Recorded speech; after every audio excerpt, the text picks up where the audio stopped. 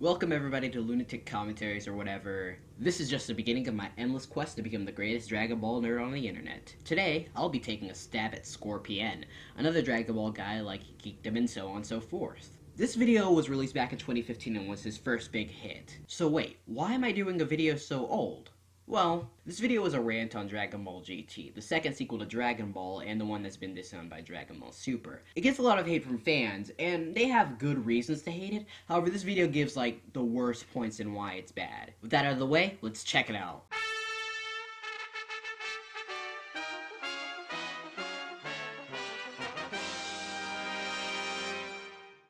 Number 10. Goku is a kid again. After all that Goku went through growing up, after all the training and opponents he fought, why the fuck would you turn Goku into a kid? I know that the only true reason to why they did this was because they wanted to copy the Dragon Ball series. This is the stupidest thing to do at the beginning of the series. When I saw this as a kid, I was pissed. I thought the show was gonna be better than Dragon Ball Z because it was a sequel, but it was so wrong. This was done to make Goku weak so that the next opponents he takes on aren't a bigger threat than Buu. But if you can't come up with a bigger threat than Majin Buu, then why the fuck would you make a sequel to Dragon Ball Z?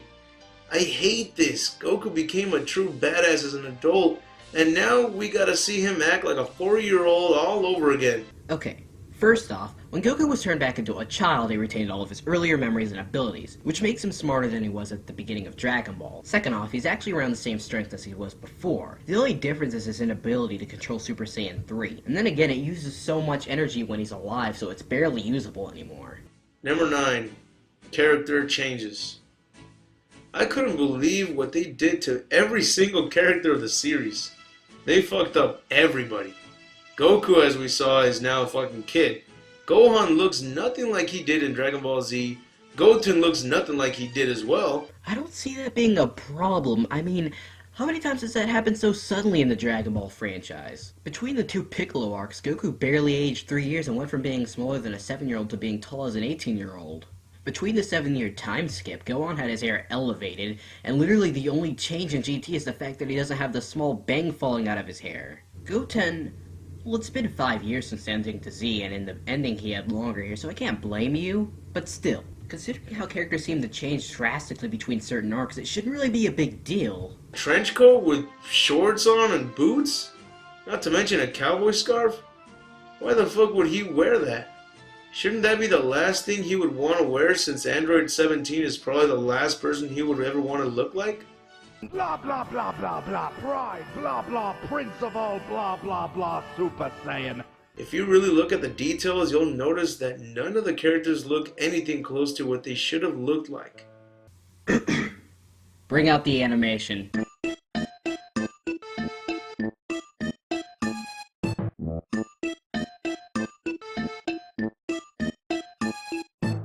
Okay, yeah, the models were different than they were in Dragon Ball and Dragon Ball Z. But even then, you have to admit, these different models in GT actually helped GT's animation. The last house who struggled to make animation in Z, and they were making most of the animation in Z, in fact, actually did a better job in GT there. And the reason? Well, it's because of simpler models. I know it may be different, but if it at least helps the animators get used to stuff, then I'm okay with it.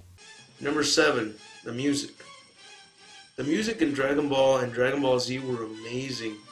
They are so good that I even bought the soundtrack score of the series. Oh gosh, guys, stand back. This is a real hardcore Dragon Ball fan. He bought all the CDs. But the music in GT, what the hell was that? It sounded like the music from movies that came out of the Sci-Fi Channel. The movies that looked like they had a budget of $19. It is so bad.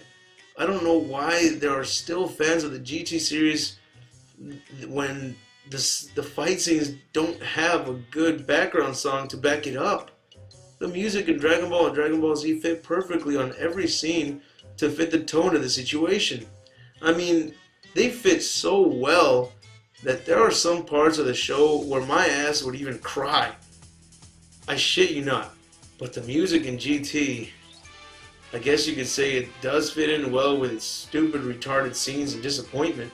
Now, honestly, I don't think calling everything you see retarded and stuff isn't really gonna help your argument at all. Now, granted, I don't like this soundtrack that much, finding it to be generic 90s cartoon music, but it had some good songs in it with some good placements that make it very real. Blah blah blah blah blah. Pride. Blah blah. Prince of all. Number 5. Non-canon. The show is known for sucking mainly because it is a non-canon series. Akira Toriyama did not work on the GT series. He only gave Toei Animation permission to use his characters, a decision I'm sure for a fact that he regretted it. Think about how bored we were when we saw the filler scenes in the Dragon Ball Z series. Remember the Garlic Jr. episodes? Those were fucking horrible and they weren't a part of Akira Toriyama's manga. So when you make an entire series and it's all one giant filler, what do you expect is going to happen? I don't know. Broly the Legendary Super Saiyan, Cooler, Future Reborn. You know, the one Toriyama had no involvement in but fans still consider canon.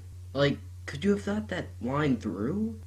Even if this video was unscripted, which I doubt it is since it is a top 10 after all, I'm pretty sure you would have realized that and just took it out completely. When you make a series without Akira Toriyama working on it, you know you're destined for massive disappointment. Number 4. Storyline ripped straight off of Dragon Ball. The funny thing about this show is that when I first saw it, I was about 10 years old. And even there, I was saying the exact same thing as I am now. Usually when I see something as a kid, I don't usually notice that something was bad. I caught the fact that Dragon Ball GT was an exact rip-off of Dragon Ball. Okay, honestly, I don't think any major plot points were ripped from Dragon Ball. I don't even think any minor ones were taken either. They were more of homages than rip-offs. But, you know, let's see how he does this one. In Dragon Ball, Goku takes on Demon King Piccolo's children. Don't the dragons from GT look exactly like those ones? Okay, how about no? Then Goku kills Super Android 17 by piercing through his body. Just like how Goku pierced through King Piccolo's body in Dragon Ball. Or like how he killed Hirudegan back in movie 13 with the Dragon Fist, which he happens to be using right now. Number 3. Plot holes. Dragon Ball and Dragon Ball Z had their share of plot holes. But if you thought they had plot holes, you should see how many there are in GT. It's embarrassing. I hate to inform you, but Dragon Ball GT has less plot holes than both Dragon Ball and Dragon Ball Z.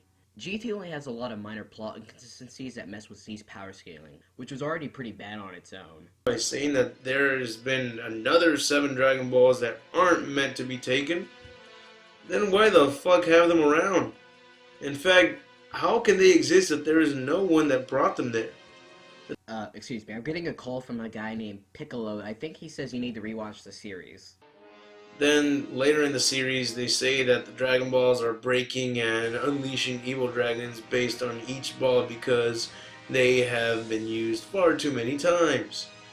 Really? Is that just your excuse of having dragon-looking enemies just like in Dragon Ball? I like how you pretend this is a terrible plot point. It's simple, but it's a fitting conclusion to the franchise, since hunting for the Dragon Balls was what Dragon Ball was about back in the beginning, and they combine it with the action they had in Z. And of course the final villains would be dragons. The Dragon Balls are the Dragon Balls! They spawn a dragon! Of course the villains would be dragons. It's not even as ridiculous as, let's say, the Super 17 arc. So, dude, please stop trying to fish for views. And blah blah blah blah blah. Pride. Blah blah. Prince of all blah blah blah. Number 2. Plot lines. So we talked about the plot holes. Now let's get down to the bigger mess. The plot lines. Turning Goku into a kid was the start of a retarded storyline. Fighting opponents weaker than themselves and being afraid of them is another. Hiding from weak-ass enemies, fighting giant worms, and getting their asses kicked by 3 little fellas in red spandex who dance off and make you dance with them? What the fuck was that? Toriyama humor, my friend. Now go watch the first arc and I'll give you a pass. Oh, and I may have missed the portion with them running away from enemies, but that was because they were trying to get their ship back unnoticed and not cause any problems with the people that stole it. Because they did get noticed eventually, they had to go through a lot of stuff just to get their first Dragon Ball. I'm glad Team 4 Star made a joke about that in the Bardock special where He sees the future enemies that Goku takes on after Frieza. And when he sees the enemies get stronger and stronger, except for when it reaches these guys, priceless. And blah blah blah blah blah pride, blah blah prince of all blah blah blah Super Saiyan. Well, here's number one, the worst of all. Number one is Pan. This bitch had to be number one. GT had so many fuck ups, but Pan was their fucking worst of all. This bitch was here from the start. She's the most annoying character in anime I ever seen. And there are a lot of annoying bitches in anime. She just wouldn't shut up. Pan is like the Scrappy-Doo of Scooby-Doo. Pan is the Jar Jar Binks in Star Wars who just wouldn't. Now, if you actually had a reason after this slow and very boring build-up, I would actually be okay with this. However, you have the slow and boring build-up that is meant to give you an opening to explain these comparisons. However, you never give a complete comparison. That just wouldn't peel off. Fry Pan was the reason why I hated the show from the start. And the one thing that adds the cherry on top of that turd-covered sundae is that Pan is the only character who did not die. Wow. This is the biggest problem? That she never died? What, would have dying made her a better character? Then again, nobody really died in GT. Piccolo, sure, but everybody else, no.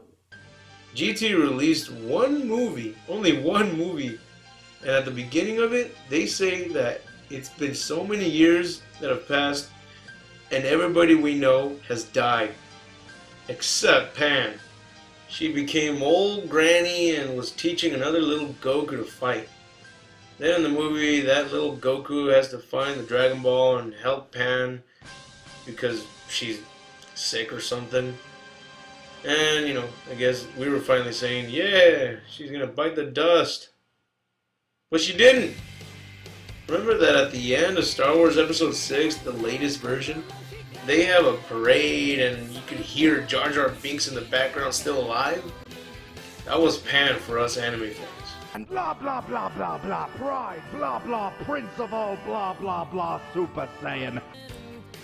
Well, luckily we got through this list without breaking shit out of frustration, so... I think you just broke the record for stupidest person to ever call themselves a Dragon Ball fan. And that's a hard record to break, by the way. Oh, that's it? That's the whole video? Well, I guess this is where I put my final thoughts. Unlike the Sonic 06 video which I commentated on earlier, you seem to have knowledge of Dragon Ball, but you act like a 7-year-old version of me guessing why GT is hated. GT is honestly pretty bad plot-wise, but the way you explain it makes all people who hate GT look like people who just don't know their Dragon Ball. Your audio is poor, and at the end when you started playing GT's opening thing, I could barely make out your dialogue. Now, the guy still does this, and I have no idea on knowing if he's disowned this video, but this is a piss stain on his channel, and I had to wipe it clean. Now, if you excuse me, Lunatic's road to becoming the biggest Dragon Ball nerd isn't over yet. He will face obstacles all over the internet, but where will his adventures lead him? Find out in the next commentary by Lunaticthegame. Okay, I gotta stop.